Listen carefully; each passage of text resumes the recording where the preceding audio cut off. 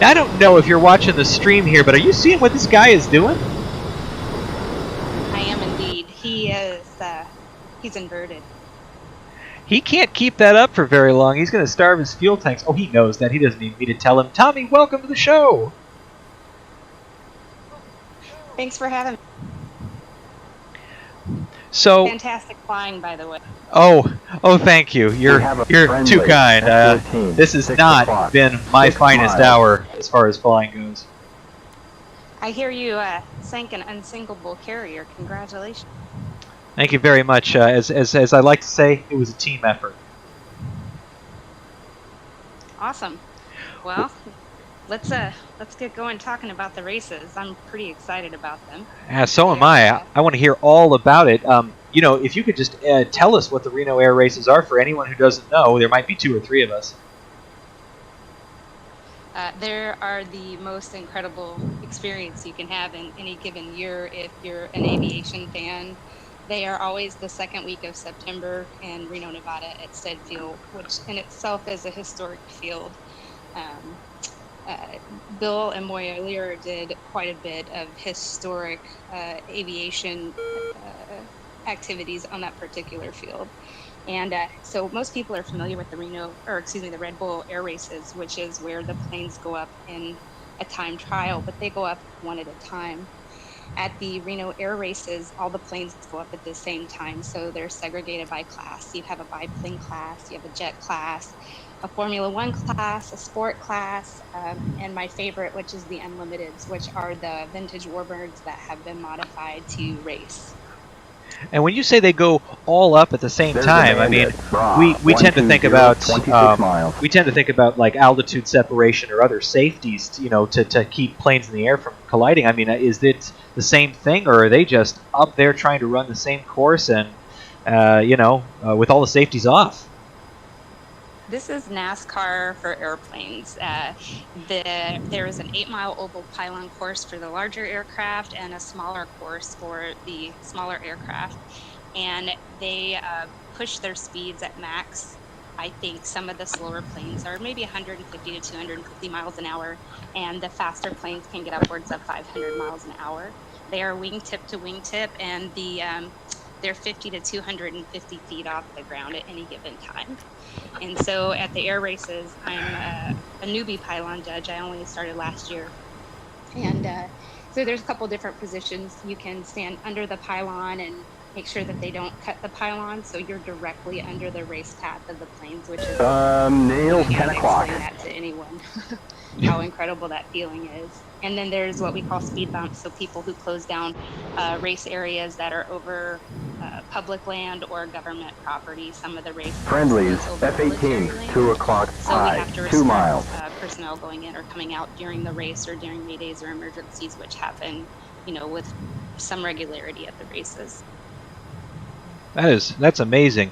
Now, before we continue with the interview, I'm noticing nails on my 9 o'clock MiG-29. I'm going to tell my buddy who's flying in formation with me to actually go get some work done. It looks like he actually might be figuring it out, but just a second. I'm going to make sure.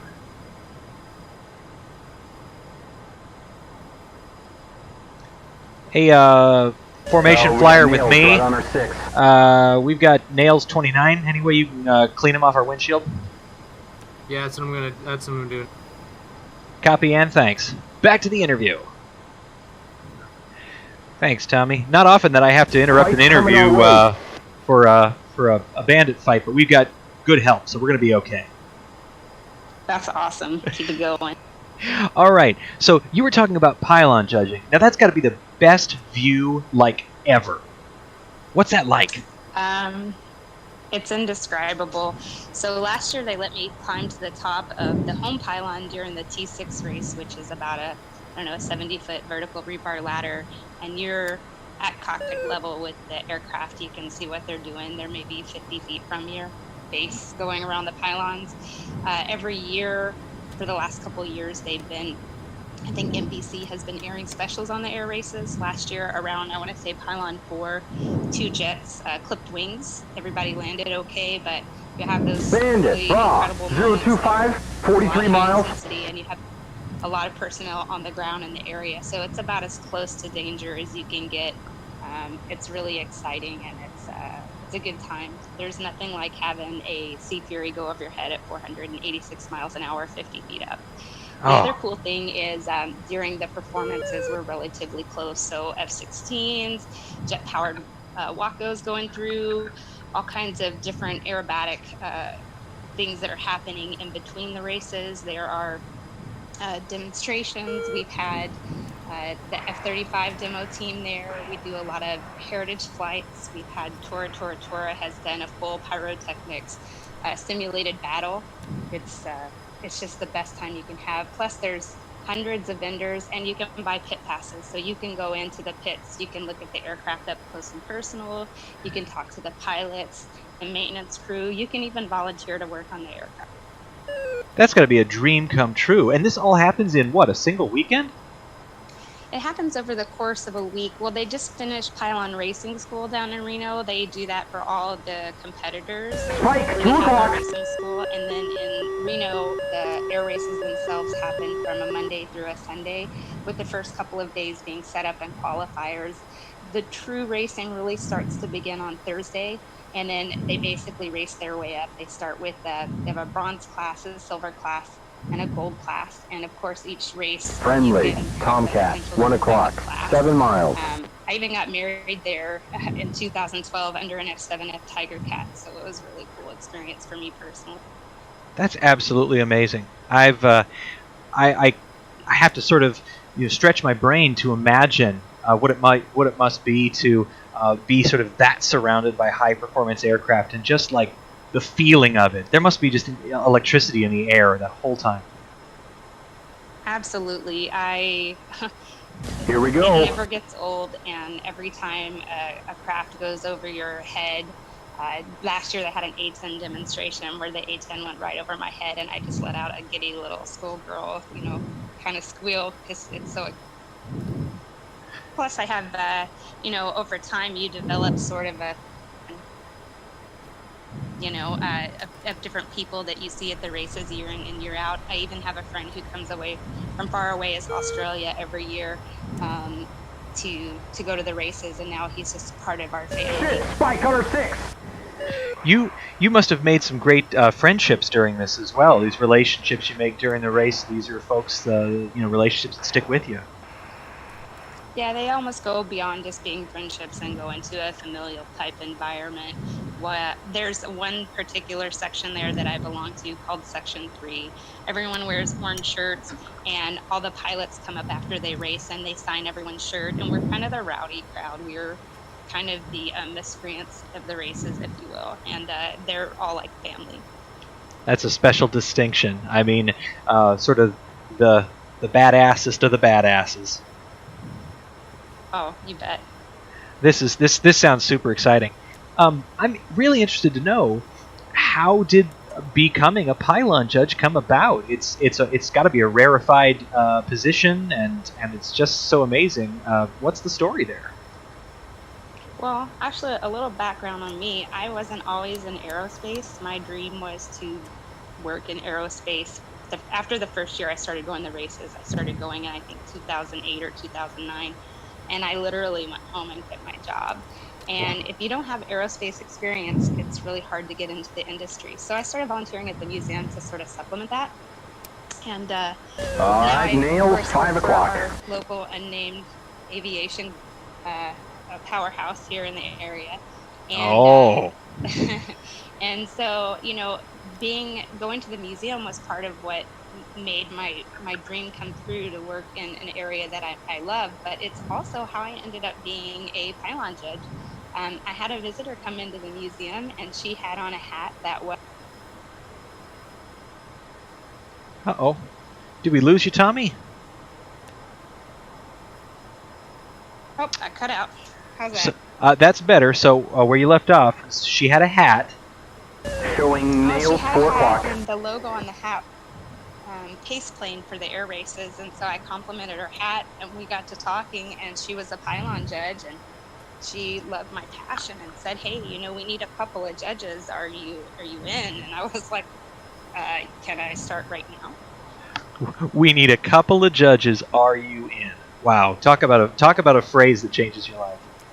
And it's a position for life if that's what you want. Once you're a pylon judge, once you're involved in the races, it's available to you indefinitely as long as you want to be committed and as long as you're enjoying yourself. I do it with my husband, so if you're in a relationship, you know, when you're a pylon judge, you can't be in the stands as much as, well, really at all, like you can as a spectator. So if there's, you know, a partner or someone that you want to be involved with, you know, they encourage you to do that together. So we do that together. That's a wonderful thing to do with your significant other. It's pretty awesome. This whole thing sounds awesome. So if somebody like me, you know, a spectator kind of person, wants to get a taste of the Reno Air Races, is it as easy as just, you know, buying tickets and being down there, or is it pretty hard to get involved? No, for sure. We just get in our car and we carpool it down. I've got an uncle who comes down from Alaska, meets us here in Seattle, and a couple of friends where we just all drive down together. My buddy Numbnuts comes in from Australia, and we meet up with him there. And get an Airbnb, and you did say your buddy Numbnuts, right? That's what we call him. He's a photographer, and he goes by the name Numbnuts on what's that photography site? Imgur. Oh sure, yeah. Yeah, he's got a 14 millimeter lens. It's so big that he took a picture of the International Space Station from his house. I've got a couple of photographer friends who might be a little bit jealous of that lens, and I got a couple of friends that might be jealous of that nickname too. Well, listen, the biggest thing I want to push home here is that if it weren't for the museum, I wouldn't be working in aerospace right now, and I wouldn't be able to enjoy the races. So the museum has really been a catalyst for me in nails, getting 5 the o'clock. life that I want. That's not only bringing me an income, but it's incredible. And if anyone's interested in the races, it's as simple as going to Reno the second week of September. They've got tickets on sale right now. I think it's renoairrace.org is the website. You can buy tickets. You can do just general entry, and they're not expensive. They're like $30 a person, $35 a person a day. Depends on what day you're going. Or you can buy a full package. And then you can buy pit passes in addition, another $35-ish. Super reasonable, good time. You're there for the whole day. There's food. They have alcohol vendors. They have jewelry vendors, clothing vendors. You can buy airplane parts, whatever you want that's related to aviation. You can pick it up there. And you're going to meet so many incredible people. I was just about to ask, if I buy a ticket and I go down to the Reno Air Races, can I meet Numbnuts? Well, you can't this year. Actually, Numbnuts got married in October, and his baby is due the week of Reno. So his wife did say he could come, but I think logistically that might be a challenge. However, he'll be there next year for sure, for sure. Numbnuts in 2020. I will introduce you to my crazy Uncle Ronnie, who is the guy that got me to the air races, and he's coming down from Kodiak, Alaska, and he is equally. Alaska, Australia, they come from all over, don't they? They do, and my buddy Dan that goes down with us went to pilot training school with the gentleman who won the gold jet class race last year, so I could introduce you to a jet class. Now he's locking us, 5 That's o'clock. incredible. Excuse me for a second. Some F-14 is locking me if you're watching the Twitch stream. Buddy Spike. Sheesh. You better get it. No, he better knock it off. We're in the middle of an interview here. Well, Tommy, I know you're busy, and I want to make sure you have a chance to say whatever it is that you want to say. You've made it very clear that the museum has been so critical to you, and I know it has been to others. Is there anything else you'd like us to know about the races, about the museum, anything while we've got you here? Yeah, I'm also a docent at the museum, so I give tours. So if you're in the Seattle area and you want a tour, you can just come meet me second and fourth Saturday of the month from 10 to 2. And I won't be there this weekend, unfortunately, but I will be there the last weekend of the month. And I'm happy to give you a tour of the museum and talk about any of the artifacts. And we just have a really great collection, it's quite impressive. So just hit me up if you want to know more about the races or more about the museum and getting a tour. That's fantastic. Well, do people, would they just come to the museum and ask for Tommy Gantz, or how would you prefer that folks reach out if they've got questions about the museum or want a tour? Well, I have an Instagram. It's at Cavu23. You can hit me up on Instagram, or I have a Museum of Flight email address. You're welcome to email me there at tgantz@nmof.org. Fantastic. Well, I'm happy to chat with you more, or if you've got places to be and planes to work on, I don't want to keep you. Either way, we're glad to have you here. Thanks for flying in the back seat with me today. And is there more you'd like to talk about, or shall we let you go? Hey, just thanks for having me on. Let me share some information about the biggest passion in my life. And, you better get back to shooting down bad guys there. Yes, ma'am. I'll try to make you proud and get this thing on the deck at some point. Tommy, it's been a real pleasure, and thanks so much for coming on the show today and telling us all about the Reno Air Races. I think you've made a couple of converts out there. I'm pretty sure we're going to see some more faces at Reno here in the next season. I hope so. Have a great time, everyone, and thanks again. Thanks, Tommy. Have a great day, and thanks for coming.